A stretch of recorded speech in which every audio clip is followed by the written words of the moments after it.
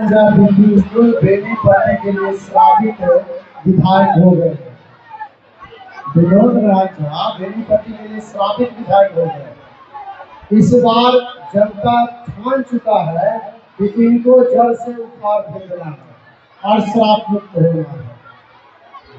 आपके आने से यहाँ विनोद राज झा का जमानत इस बार बेनीपट्टी में जब्त हो जाएगा।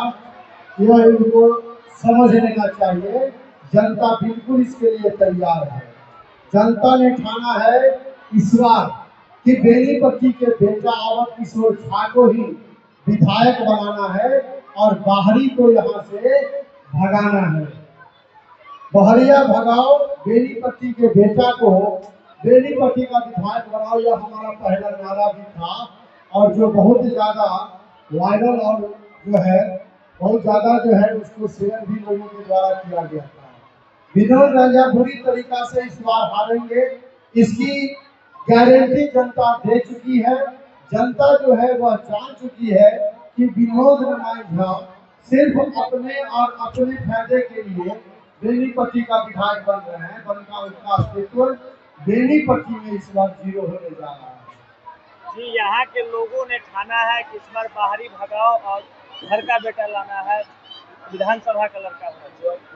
मेरा जो पंचायत है बेनीपट्टी विधानसभा में है और हम जो अभी काम कर रहे हैं यहाँ से लेकर बर्दी तक समाज सेवा से लेकर के उनसे संपर्क बनाए हुए हैं और जहाँ भी गए हैं जनता का पूरा आशीर्वाद हमको मिला है। इसलिए बेनीपट्टी का बेटा ही इस बार बेनीपट्टी का विधायक होगा। यह पूर्ण रूपेण जनता ने ठान लिया है, कोई भी इसको रोक नहीं सकता है। विनोद राय का बोरिया बिस्तर बांध के इस बार जाने की तैयारी उनको कर लेनी चाहिए, क्योंकि कहावत है हमारा घर का चिराग ही हमें रोशन करेगा, हमारे घर का चिराग ही हमें रोशन करेगा, गैरों के रोशनी से हमारे घर का अंधेरा जाएगी, गैरों के रोशनी से हमारे घर की अंधेरा जाएगी नहीं। बेनीपट्टी की समस्या का अगर निदान होना है तो बेनीपट्टी का बेटा अवध किशोर झा संकल्पित होकर के यह काम करने जा रहा है। आप भंगा पंचायत के मुखिया भी हैं और यहाँ के लोग आपको मुखिया के तौर पे देख चुके हैं। आज हमने देखा है कि यहाँ के लोग आपको विधायक के तौर पे देखना चाह रहे हैं, इस पे आप क्या कहेंगे? ये जो जनसलाब अभी भंगा पंचायत के कार्य स्थान प्रांगण में आप देखे थे, यह जो उनका आशीर्वाद हमको मिल रहा था, यह इस बात का सूचक है कि उनका बेटा अवध किशोर झा भंगा का बेटा कर्मठ है। मुखिया बनकर पंचायत वगैरह वो अच्छा बना सकता है तो जरूर विधायक बनकर वह बेनीपट्टी के समस्याओं का भी समाधान कर सकता है। इसी विश्वास के साथ यह भीड़ आज यहाँ उभरी हुई थी। अगर आप जनस्वराज से जीत करके जाते हैं तो पहला काम आप बेनीपट्टी विधानसभा के लिए क्या करेंगे? सबसे पहला काम वैसे भी हम लोगों के यहाँ प्रायोरिटी में एजुकेशन है। एजुकेशन पे फोकस ही होगा। स्कूल का जो वर्तमान दशा है कैसे अच्छा हो और बेटर एजुकेशन कैसे बच्चों को मिले, इस पर तो काम होगा ही। लेकिन अभी भी एक विभाग ऐसा है जो बिहार को ही नहीं, बेनीपट्टी को ही नहीं, बिहार को भी ठगने का काम कर रहा है। वह है RWD, रूरल डेवलपमेंट डिपार्टमेंट, जो PWD का एक विंग है, ग्रामीण विकास। आज तक जितना भी RWD का रोड है 6 महीना से ज्यादा नहीं चलता है। सबसे ज्यादा घोटाला जो होता है, सबसे पहले उसको उजागर करेंगे और गांव का जो सड़क है, जो मुख्य सड़क है, वो अच्छा बनाने का काम करेंगे। क्योंकि आज भी बर्दी चले जाइए, बिशनपुर चले जाइए, समदा चले जाइए, स्थिति बहुत दयनीय है, उसको सुधारना है। और 7 निश्चय तो हम लोग अगर सरकार में आते तो बिल्कुल बंद कर देंगे। हर घर चापाकल और मोटर योजना चलेगा, जिसके देने के बाद वो व्यक्ति उसका रख रखाव और देखभाल खुद करेगा। सरकार का जो व्यर्थ का पैसा व्यय हो रहा है इस पर, यह बंद हो जाएगा। नीतीश कुमार बिहार में दारू बंद किए हुए, क्या लग रहा है कि बिहार में दारू बंद है?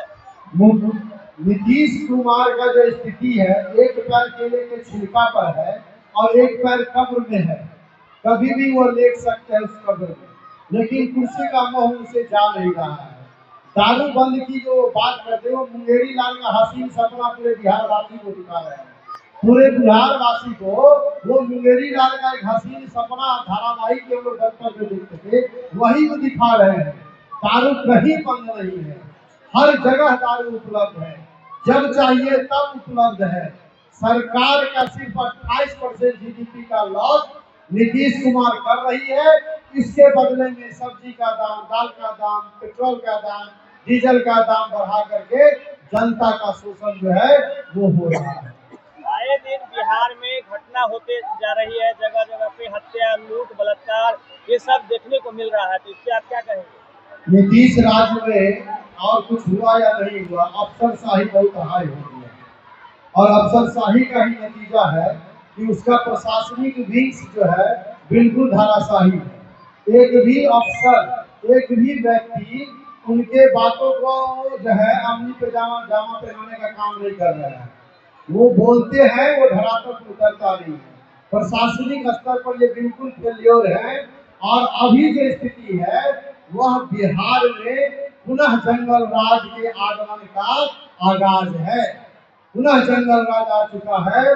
कहीं भी घर में घुसकर हॉस्पिटल में उतना ज्यादा सिक्योरिटी के बावजूद जो है, उतना ज्यादा पहरी के बावजूद है, उतना सुरक्षा व्यवस्था के बाद जो है मर्डर करके कोई आदमी आराम से निकल जा रहा है। तो क्या जन स्वराज के आने से एक अच्छा व्यवस्था देखने को मिलेगा बिहार में?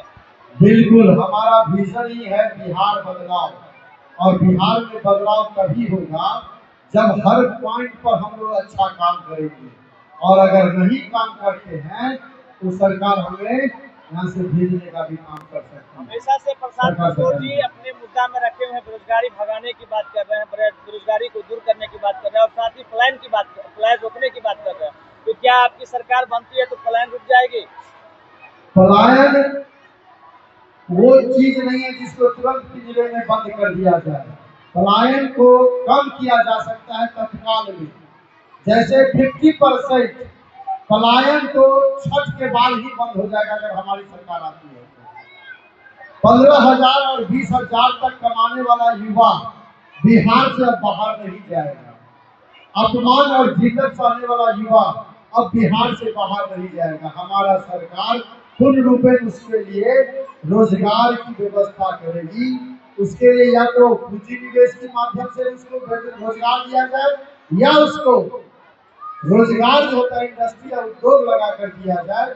यह प्रशांत किशोर की अपनी जिम्मेवारी है, और चाहे हमारी जब सरकार आएगी जन स्वराज उसकी यह जिम्मेवारी है। हमारे चैनल के माध्यम से जितने भी दर्शक देख रहे हैं, बेनीपट्टी विधानसभा क्षेत्र वासियों को क्या अपील करना चाहेंगे जन स्वराज से जुड़ने के लिए? हम तो कहेंगे अब तक सोए थे अब तुम जागो, अब तक सोए थे अब तुम जागो। खुद के सम्मान के लिए और बच्चों के स्वाभिमान के लिए अब तुम जागो। और स्कूल बस्ता जो स्कूल बैग है जन स्वराज का चुनाव चिन्ह, उसका बटन दबाकर गरीबी, शोषण और अत्याचार से बाहर निकलो। जी, आपने मतदाता सूची को लेकर अपनी प्रेस कॉन्फ्रेंस रखी थी, तो क्या लग रहा है कि इस बार वोट इधर से उधर करने के लिए एनडीए सरकार पूरा जोर लगा दिया है? ये एनडीए सरकार की बौखलाहट ही है, और ज्यादा टिप्पणी इस पर नहीं करना चाहिए, क्योंकि यह काम जो है सरकार की है नहीं, लेकिन सरकार की इसमें हस्तक्षेप जरूर हो रही है। दिल्ली में यही हाल हुआ, बीजेपी अपना सरकार लाने के लिए यही चाल चली थी। आप महाराष्ट्र में देख लीजिए, बीजेपी यही चाल चली, और वर्तमान में अभी बिहार में यह चाल चल रही है। लेकिन बीजेपी को यह पता नहीं है कि ये बिहार की भूमि है, और बिहार की भूमि में अच्छो को जा चुका है। बदलने से, मतदाता सूची में परिवर्तन से कोई फर्क नहीं होगा, आएगा और हर हाल में जन स्वराज आएगा। इस सरकार में 71,000 करोड़ रुपया की घोटाला हुआ है, इसका खुलासा कब होगी? जी, मेडिकल क्षेत्र में